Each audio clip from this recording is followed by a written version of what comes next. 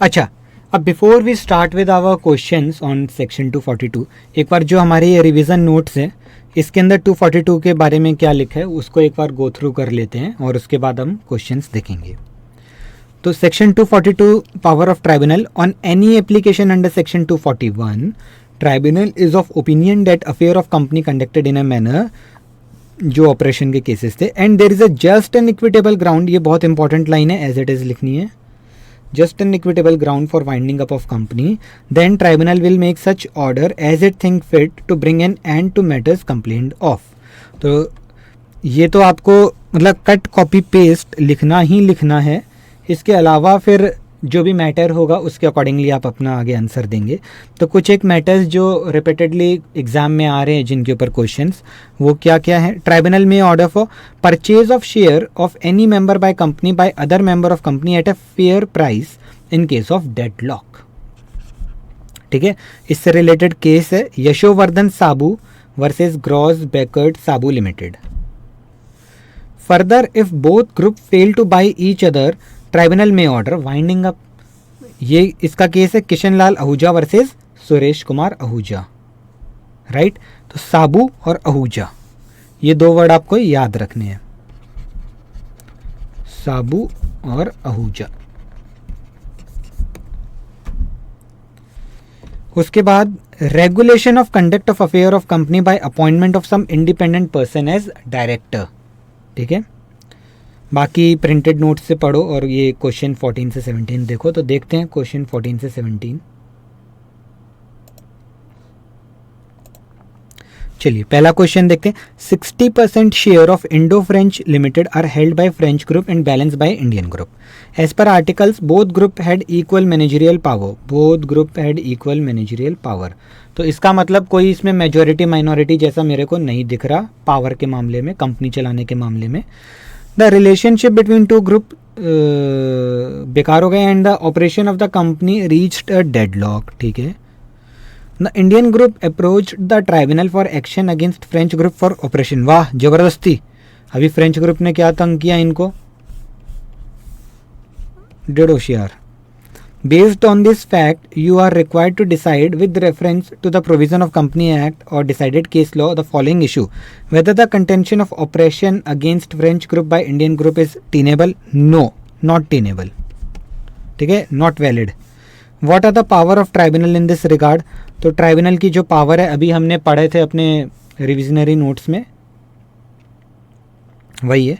ठीक है, मैंने यहाँ फिर भी लिखवा रखा है both group had equal managerial power, so they are equally strong. There may be a deadlock but not oppression. To establish oppression, Indian group has to show unfair dealing by French group. Complaining member has to show that they are suffering from oppression in capacity as a member but not in any other capacity. There must be a continuous act constituting oppression up to the date of petition.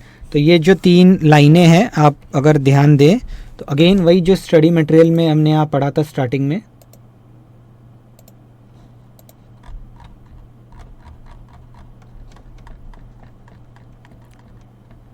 यही तीन है कि unfair है, ठीक है, और capacity in member, capacity as a member, ठीक है, होना चाहिए, और कॉन्टिन्यूस एक्ट होना चाहिए, तब हम उसको कहेंगे ऑपरेशन।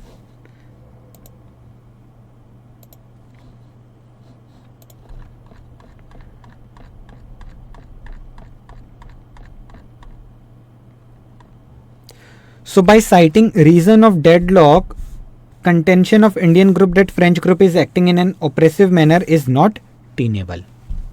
डन है यहाँ तक। अब है कि ट्राइब्यूनल की पावर क्या है, ये आप चाहे तो लिख लीजिएगा आंसर। ओके, बहुत अच्छे से इसको फ्रेम किया हुआ है। अब ट्राइब्यूनल में order foreign group to buy out minority group shareholding at a fair price. जैसे ट्राइब्यूनल के पास, फॉरेन ग्रुप के पास 60% है ना, ये रहा, तो बाकी जो 40 इंडियन ग्रुप का खरीद लिया एट ए फेयर प्राइस। अगर नहीं हो पा रही बात तो ठीक है, कंपनी बंद करते हैं। Further if due to deadlock both party fail to buy the other group. अच्छा, ज़रूरी नहीं है कि फ्रेंच ग्रुप ही इंडियन ग्रुप को खरीदेगा, इंडियन ग्रुप पैसा है तो वो भी जाके फ्रेंच ग्रुप को खरीद सकते हैं, what ever. Further, if due to deadlock both party fail to buy the other group, tribunal may order to wound up company under just and equitable ground. Done. एक और क्वेश्चन है और करके दे रखा है, सेम क्वेश्चन है, उसका भी आंसर इसी तरीके से ही बनेगा. Mutual distrust private limited has 2 share holder A and B. A की शेयर होल्डिंग है 51, बी की है 49. Both are working as director. Due to difference between them, A decide to hold a board meeting on 30th April, but the same could not be held due to non-cooperation from B and lack of quorum. तो क्या मतलब हो गया? Deadlock. Advise A about the step that can be taken under the Companies Act to resolve the matter. तो operation तो ये नहीं बोलेंगे, ठीक है. ऑपरेशन बोलने के लिए आपको ये 3 चीजें प्रूव करनी पड़ेगी एक बार. तो कंपनी जो ट्राइब्यूनल है वो ये सब काम कर सकता है. Power of tribunal. ट्राइब्यूनल में ऑर्डर. चलो अगला क्वेश्चन देखते हैं. Question number 15. Messrs Zebra Private Limited was incorporated in year 2016 under Companies Act by 3 brothers, namely A, B and C. All the 3 were promoter director named in articles and subscribed 100 share each in the company. Thereafter, from time to time, further shares were allotted in proportion of 1/3 to each of them, and in due course, the company started earning substantial profit. Due to greed of money, the 2 brothers, namely A and B, joined hands. ठीक है, ए और B ने हाथ मिला लिया और सी को corner करना शुरू कर दिया. ठीक है, together and assumed complete control of the company, leaving their brother C in lurch. Both the brother got further share allotted to themselves, thereby their joint shareholding increased from 66% to 90%, while shareholding of C got reduced from restfile 33 to 10. No notice of any board meeting was sent to C, who was sidelined and was also removed as director. तो अब C के साथ इन्होंने क्या क्या किया? Not only as director, एक तो ये है कि भाई उसको सेक्शन 169 कंप्लाई करके प्रॉपरली रिमूव किया होता तो हम ये कहते कि चलो भाई सी को हम ऑपरेस नहीं कर रहे, लेकिन यहाँ पे कोई बोर्ड मीटिंग का नोटिस ही नहीं दिया गया. सी को कोई अपॉर्चुनिटी नहीं दी गई और उसको उठा के बोर्ड ऑफ डायरेक्टर से रिमूव कर दिया. उसकी शेयर होल्डिंग को इन्होंने बदमाशी करके कम करवा दिया. तो this is a grave act of oppression. तो aggrieved by the decision taken by his 2 brothers at his back, C seeks your advice for taking out appropriate proceeding before the court of judicial authority of competent jurisdiction, जो कि हो गया आपका NCLT. Okay, यहाँ लिख देता हूँ NCLT. Also suggest the nature of relief he may claim while filing his case.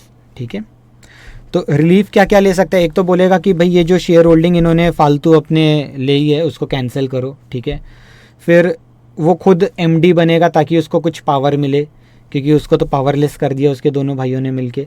फिर वो ये भी कह सकता है कि कोई इंडिपेंडेंट बंदा बोर्ड में अपॉइंट हो जाए ताकि फिर से ये सब बदमाशियाँ ना हो. ओके, तो पढ़ते हैं इसका answer. Section 241 provide relief from oppression and mismanagement. ठीक है, power to issue share should be exercised for interest of company and not for benefiting director or any other group.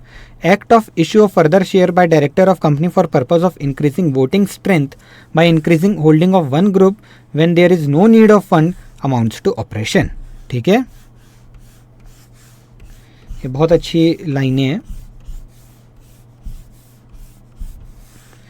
अब Zebra Private Limited is a family company in which 3 brothers A, B, C were equal shareholder and from time to time further share were allotted in equal proportion. अभी हम fact of the case बता रहे हैं. Fact यही है कि family company है, तीनों भाइयों की कंपनी है. टाइम टू टाइम उनमें 1/3 के रेशियो में शेयर्स हम कर रहे थे. फिर क्या हुआ? ए और बी ने साइडलाइन कर दिया सी को by reducing his share holding from 33 to 10 and removing him from directorship. ठीक है, ये भी बताना है कि जो उसको डायरेक्टरशिप से रिमूव किया उसमें कोई नोटिस वगैरह नहीं दिया और गलत तरीके से किया. Also under section 241 relief is available only when complaining member is suffering from operation in capacity of member and not in any other capacity like director. But in case of family company like this, relief is available when change is made in share holding without mutual agreement and director of one group is removed by another group. ठीक है, without complying Companies Act.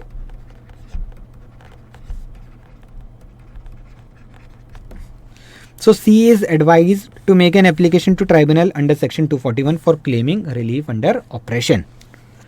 अब क्या क्या relief वो claim कर सकता है कि भाई allotment of further share should be declared as null and void, ठीक है, पहली चीज़ तो यही करनी पड़ेगी.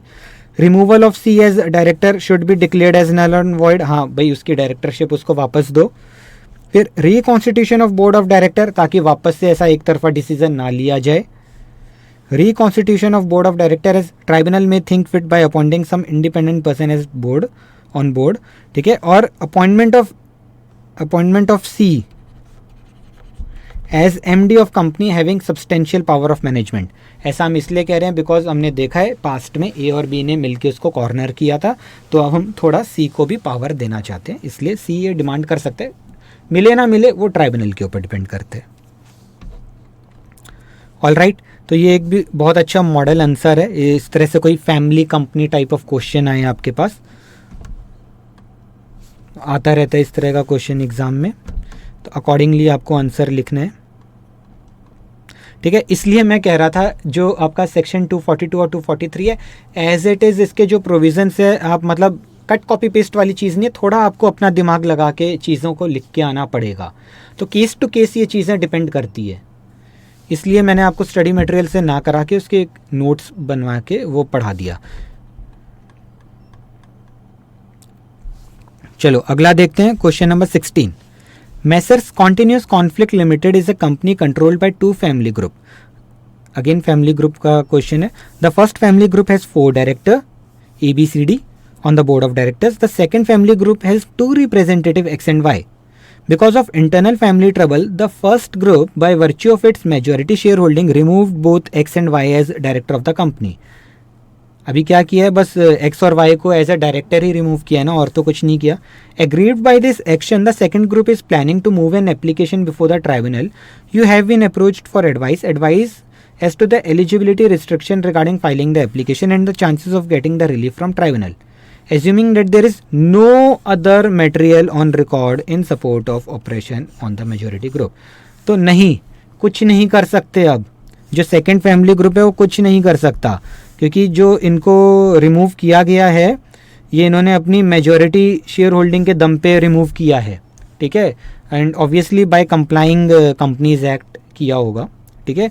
और कोई इनके पास एविडेंस भी नहीं है और कोई कि वो मेजॉरिटी ग्रुप माइनॉरिटी ग्रुप को ऑप्रेस कर रहे हैं. तो refer part 1 of question 14.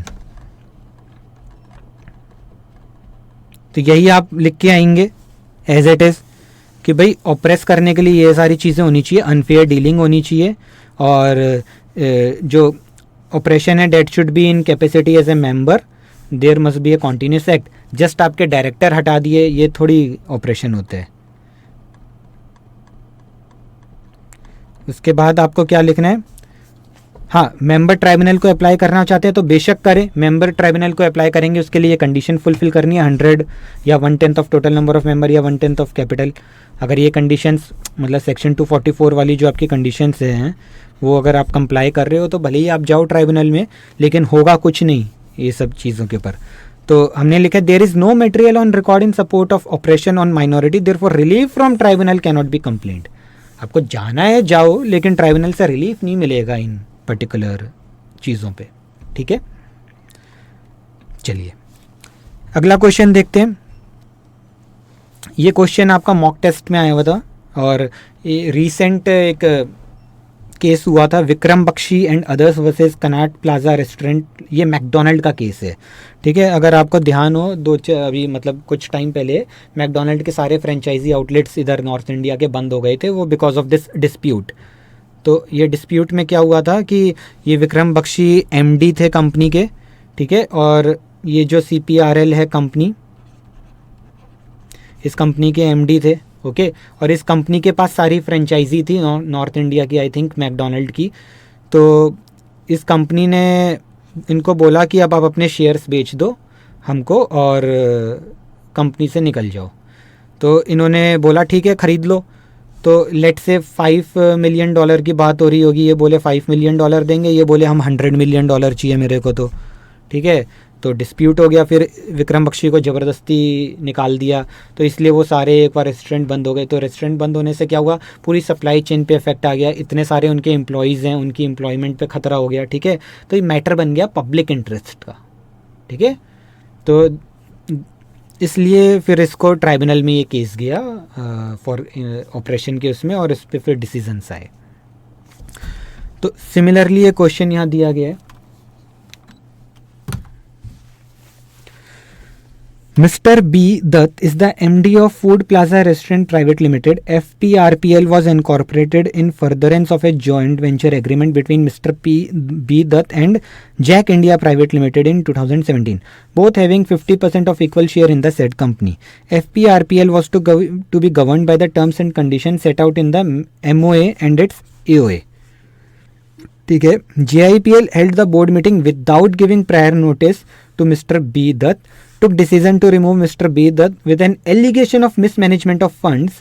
JIPL pressurized him to sell his share at 5 crore against 15 crore, which was the fair market price of Mr. B. Dutt's share.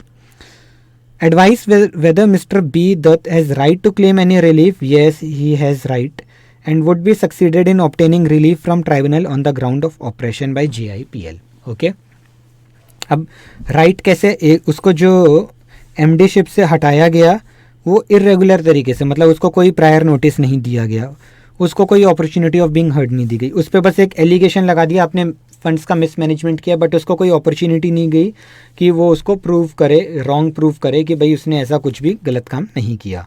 ठीक है, plus उसको pressure डाला जा रहा है कि अपने शेयर्स बेच दे। 15 करोड़ की वैल्यू के शेयर वो 5 करोड़ में क्यों बेचेगा? ठीक है, तो facts of the case, mister B Dutt remove from position of MD without giving prior notice of board meeting. Okay, तो वायलेशन है कंपनीज एक्ट का। Mister B Dutt not given any opportunity to defend himself from allegation of mismanagement of fund. ठीक है, Mr. B. Dutt was pressurized to sell share at a price which is below fair market value. तो these are continued act of oppression. इस कोई एक act नहीं है, मतलब अलग अलग तरीके से उसको टॉर्चर किया जा रहा है। तो ट्राइब्यूनल में pass such order as it में think fit to put an end to this operation. ठीक है, इंक्लूडिंग एक तो reinstatement of mister B Dutt as MD, appointment of independent person on board of JIPL। ठीक है, फिर ये भी कह सकते हैं कि जो मेजॉरिटी शेयर होल्डर है, जो दूसरा पार्टनर है JV के अंदर, ठीक है, वो बाकी का शेयर फेयर वैल्यू पे ख़रीद ले, मतलब 15 करोड़ पे ख़रीद ले। तो ये सारी चीज़ें हैं। ठीक है, तो डेट्स ऑल। अभी तक इतने ही क्वेश्चंस थे, और अभी आगे कोई फ्यूचर में नया क्वेश्चन आएगा तो वी विल ऐड ऑन इसके अंदर। तो बट आपने देखा होगा बहुत ही, मतलब आपको आंसर फ्रेम करना होता है। हाँ, कुछ एक आपके फंडामेंटल्स सेम है, बट हर टाइप का क्वेश्चन का अलग टाइप का आंसर बनेगा। ठीक है, तो you have to be little clever while attempting questions coming from this section 242 and 243। ठीक है, स्ट्रेट क्वेश्चंस नहीं है, थोड़े ट्विस्टेड होंगे। Right, all right. तो अब अगली वीडियो के अंदर अगला सेक्शन देखेंगे, अपना 245 क्लास सेक्शन। चलिए, थैंक यू।